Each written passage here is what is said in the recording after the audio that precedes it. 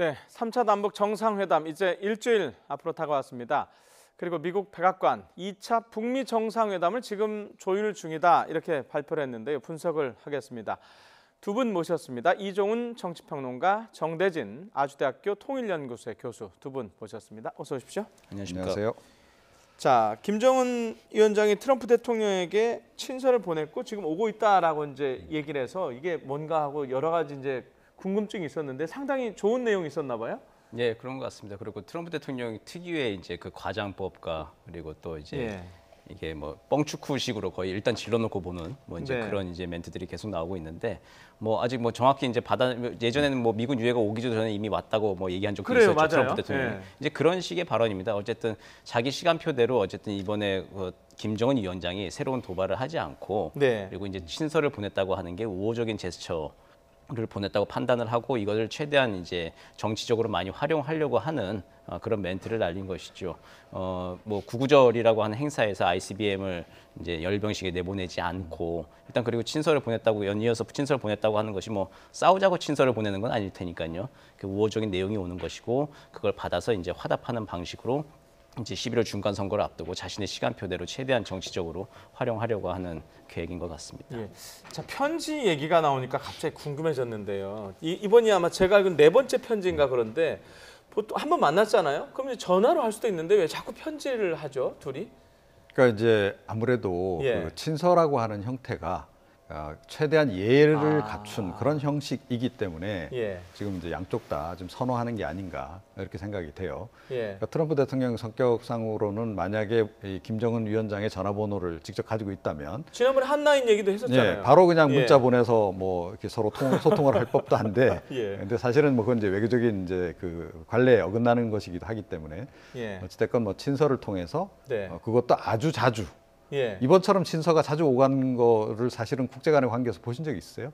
거의 없거든요. 그러니까 친서라는 형태를 통해서 또 그 내용도 보면 뭐 속된 말로 아주 달달한 내용들을 주로 주고받으면서 지금 뭐 상당히 의견 조율을 해나가는 과정이 아닌가. 그러니까 지난번에 트럼프 대통령이 첫 그 북미 정상회담을 거절했을 때도 김정은 위원장에게 친서를 보냈는데 내용이 굉장히 사실은 부드러웠잖아요.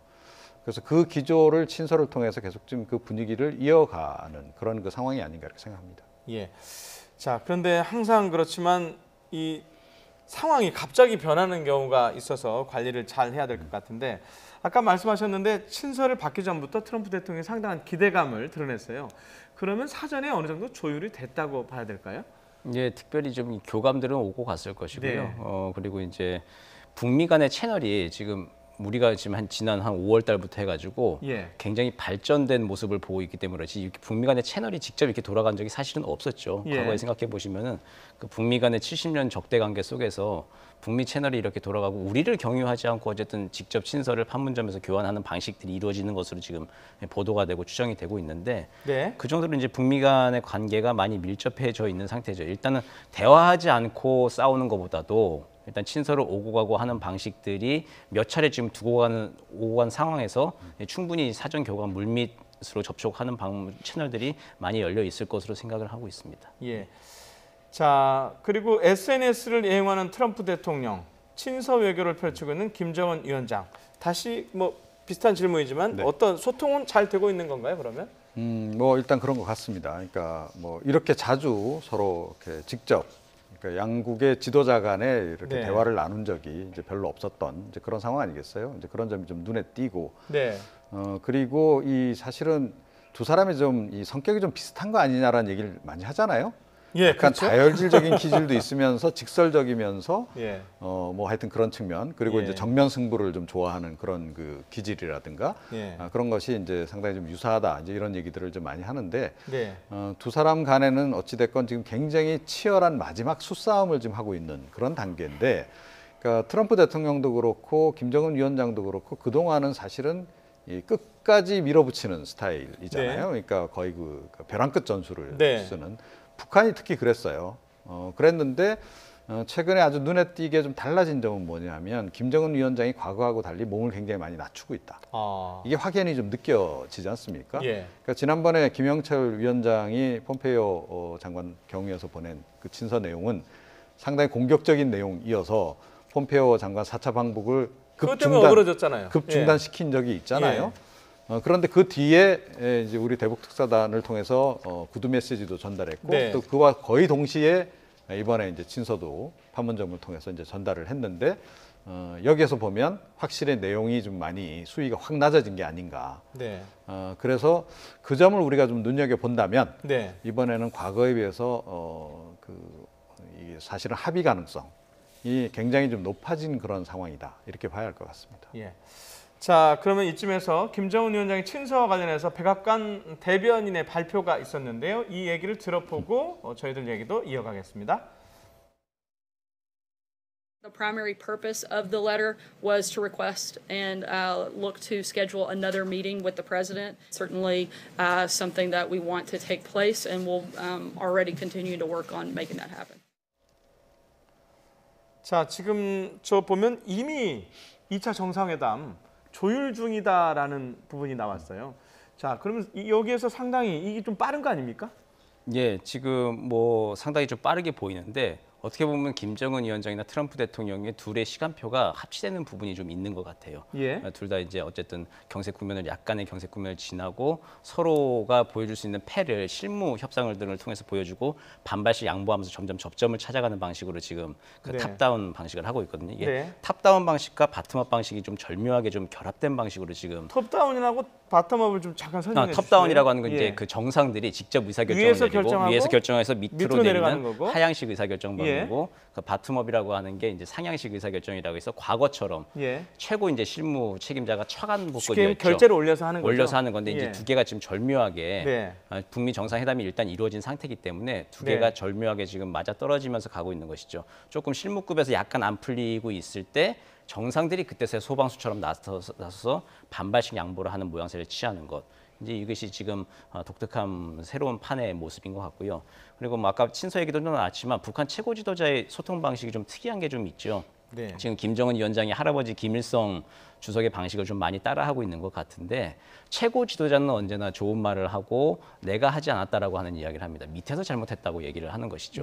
지금도 보면은 트럼프 대통령이나 미국에 대한 비난은 지난 5월부터 보면 김계관 외무성 부상이나 그것도 또 개인 명의로 성명을 발표를 하죠. 그런 식으로 해서 밑에 있는 그 실무급에서 어떤 뭐 김영철 통전부장이 조금 호전적인 편지를 보낸 것으로 알려져 있는데 그런 방식으로 밑에 이제 실무 책임자들이 호전적인 방식으로 비판하고 문제 제기를 하고 본인은 이제 유화적으로 정상회담을 하겠다, 신뢰를 가지고 있다라고 하는 이야기를 하는 식으로 해서 쭉 판을 이끌어가는 것이죠. 예전에 할아버지 김일성 주석도 68년도 1.1 그 사태에 대해서 그 무장공비가 내려왔던 사태에 대해서 72년도에 이유락 정보부장을 만난 자리에서 박정희 대통령한테 뜻을 전해달라 하면서 그건 내가 한 게 아니라 좌경 맹동주의자들이 했던 것이다라는 식으로 얘기를 했던 게 대표적인 사례로 알려져 있거든요. 그런 식의 의사소통 방식을 계속 이제 활용하고 있는 것 같습니다. 자, 2차 북미 정상회담 얘기가 나왔으니까 당연히 두 가지가 궁금합니다. 일단 그 한 가지를 말씀을 드릴게요. 언제쯤 할 것 같습니까? 여러 가지 시간표를 좀 계산해서 좀 말씀해 주시죠. 그러니까 10월이 될 가능성이 좀 높다라는 얘기가 나오고 있죠, 지금. 그러니까 이 트럼프 대통령의 만약에 정치 스케줄에만 딱 초점을 맞추면 사실은 뭐 9월 말 정도에 하는 게 최적일 수 있습니다. 그러니까 이제 10월 들어가면 벌써 중간 선거 이제 돌입하기 때문에 미국에서는 미국 중간 선거 11월에 있나요? 최종적으로는 11월에 이제 결정이 되는데 10월부터 이제 쭉 그 선거 국면으로 이제 돌입을 하는 겁니다. 그 전에 사실은 이제 뭔가 성과를 내면 그 분위기를 이제 이어갈 수 있는 이제 그런 그 선거 이슈로 하겠다는 거죠. 그런 게 이제 제일 최적의 선택일 수 있고 그 다음 이제 선택은 이제 중간 선거가 한창 이제 진행되고 있는 국면. 10월 그러니까 초순부터 중순 사이. 그때가 또 다른 이제 2차 기회인 거죠. 그래서 그때쯤이 되지 않겠느냐라고 하는 관측이 지금 많이 나오고 있습니다. 그리고 어찌됐건 뭐 이번에 그 한 차례 사실은 이제 요동치면서 폼페이오 장관의 이제 방북이 한번 무산되면서 시점이 약간 좀 늦어졌잖아요. 전체적으로 늦어질 수밖에 없는 그런 상황이 이제 발생을 했던 거고. 그래서 9월 말에 이 지금 강행하기에는 좀 쉽지 않은 그런 상황이긴 하다. 이렇게 좀 생각이 돼요. 그리고 김정은 위원장 입장에서는 뭐 어찌됐건 그 남북 정상회담을 해야 되잖아요. 하고 나서 그 결과물을 가지고 또 그 사이에 또 미국하고 계속 소통을 할 것이라고 보는데 그 중간에 이제 폼페이오 장관 4차 방북이 분명히 있을 것이고 의제 조율이 최종적으로 끝나는 이제 시점이 그렇게 되면 결국 9월 말이 될 가능성이 높다는 거죠. 이제 그렇게 보면 결국 이제 마무리 단계로 북미 정상회담을 한다라고 했을 때는 네. 그러니까 10월 초중순이 될 10월. 가능성이 지금 현실적으로는 가장 높지 않나 지금 이렇게들 좀 보고 있습니다. 예. 네. 자, 지금 시점에 대한 부분은 10월이라고 말씀하셨는데 이제 또 다른 궁금한 게 어디입니다. 어디 왜요? 어디에서 할 건지. 자, 예전에 얘기 나왔던 게 평양, 워싱턴 이런 얘기도 있었는데요. 이번에 진짜 그렇게 될 가능성이 있을까요?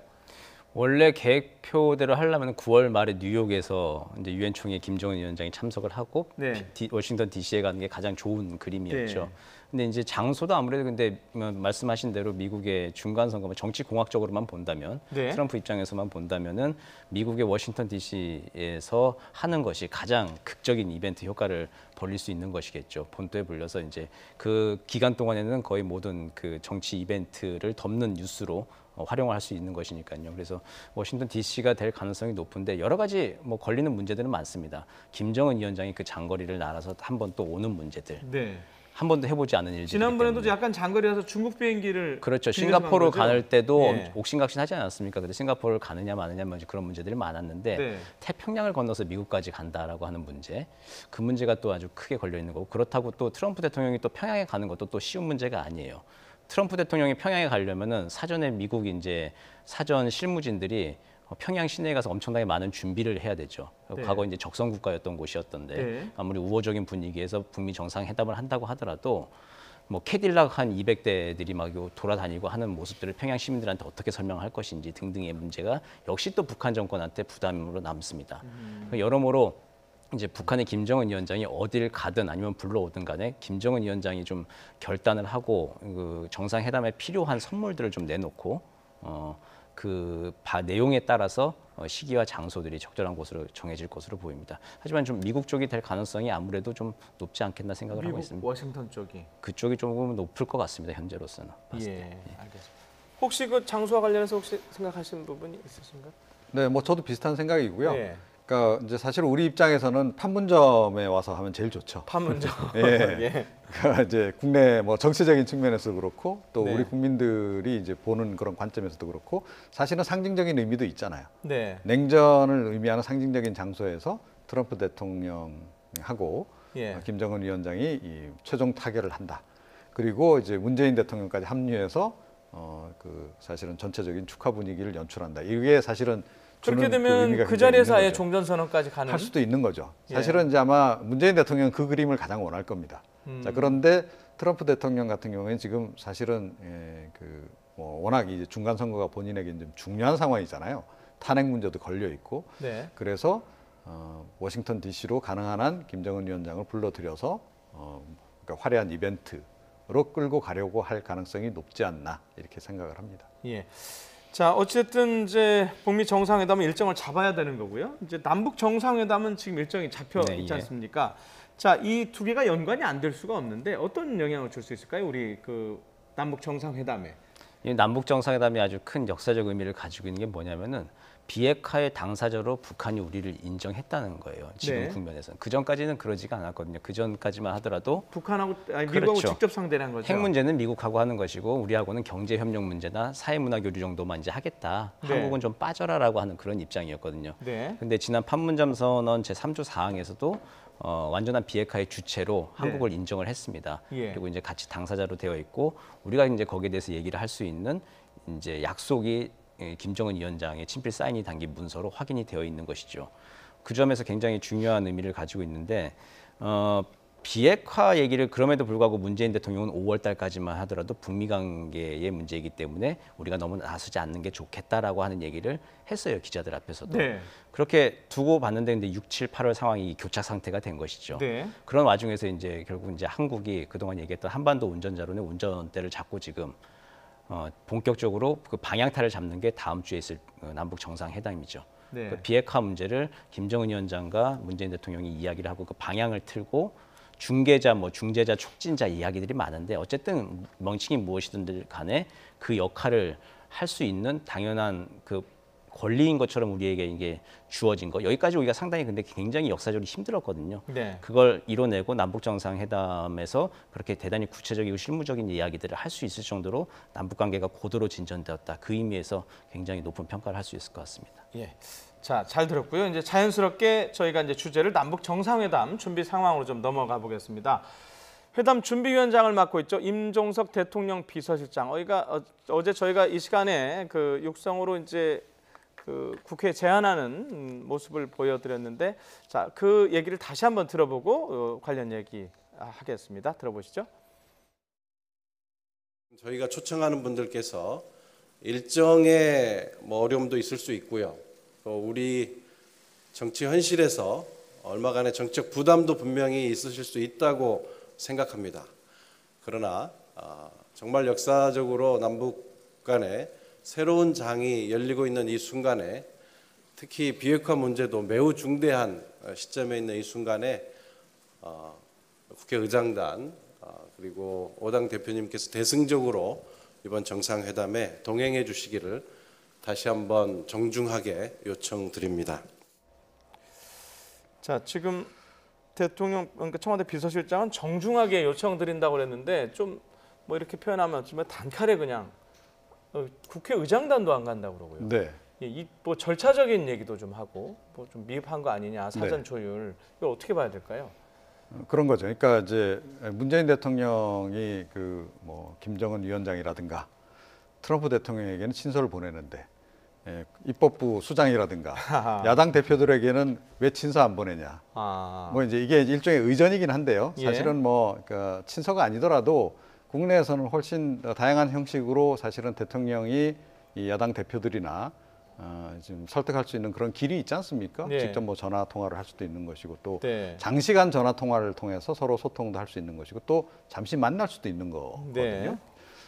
사실은 문재인 대통령이 대통령 되고 나서 제일 먼저 한 것이 그때 야당 대표들 찾아가는 그런 일이었죠. 네, 했잖아요. 네. 사실은 그런 모습도 그렇게 나쁘진 않았다라고 생각을 해요. 그런데 이번에 이제 임종석 비서실장이 나서서 이제 이렇게 했는데 저 부분을 청와대 쪽에서는 뭐 그러니까 이거 의전상 이건 문제가 없다. 뭐 이 정도 비서실장 정도 또 뭐 준비위원장이기도 하고 나서서 하는 것이 훨씬 더 모양새가 좋다라고 생각했을지는 모르겠으나 네. 받아들이는 분들은 그렇게 받아들이질 않은 거죠.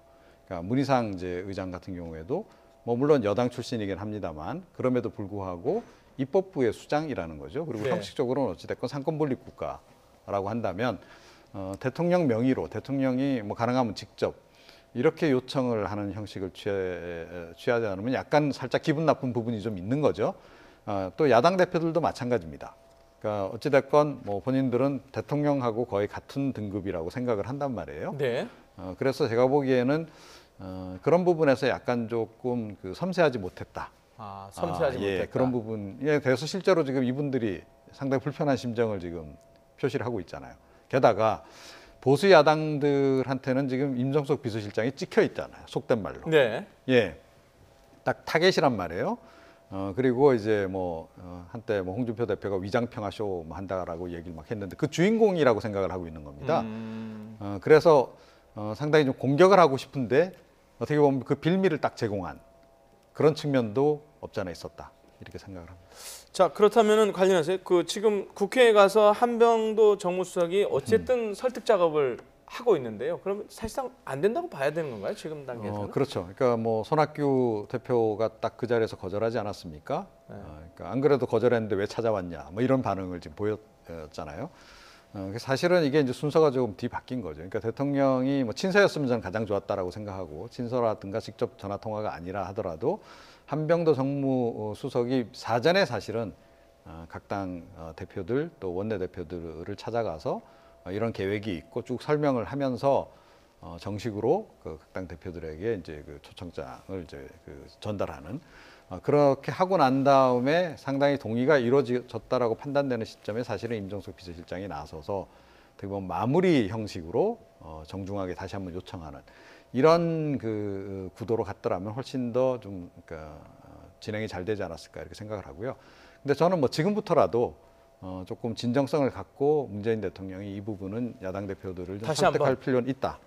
그리고 야당 대표들도 네. 뭐 형식의 문제를 들어서 사실은 뭐 이런 국가적인 행사 그런 부분에 대해서 이렇게 외면하는 자세를 보이는 것도 그렇게 바람직하지는 않거든요.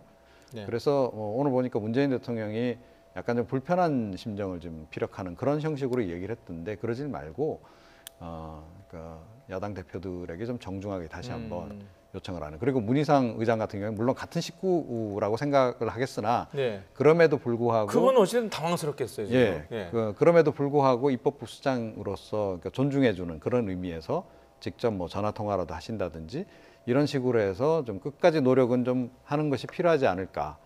국민들은 사실은 그걸 바라는 거 아니겠습니까? 네. 추석상에 어떻게 보면 국민 대통합 큰 그 상이 좀 오르길 좀 원하는 건데 지금 결국 이제 대통령부터 시작해서 야당 대표들까지 그 그림을 못 만들어내고 있는 거잖아요. 네. 자, 교수님. 지금 뭐 상황이 좀 복잡하긴 한데 대통령이 국회 대표 그리고 야당 대표들과 같이 갔을 때와 그다음 아니면 뭐 대통령 혼자 그냥 수행원들과 갔을 때와 어떤 차이가 있을까요? 평양에. 평양에 간다면 이제 같이 갔을 때의 경우는 야당 네. 대표들도 지금 통일과 남북관계 대승적인 차원에서 보면 좀 같이 가기를 개인적으로는 좀 원하고 있는데 네. 북한에서 이제 평양 당국자들은 물론이고 평양 시민들 보기에 볼 수 없는 그림을 연출을 하는 것이죠. 네. 이제 그 내부적으로 지금 저희는 의견들이 다 다르고 자유롭게 매일 의사 표현을 하지 않습니까?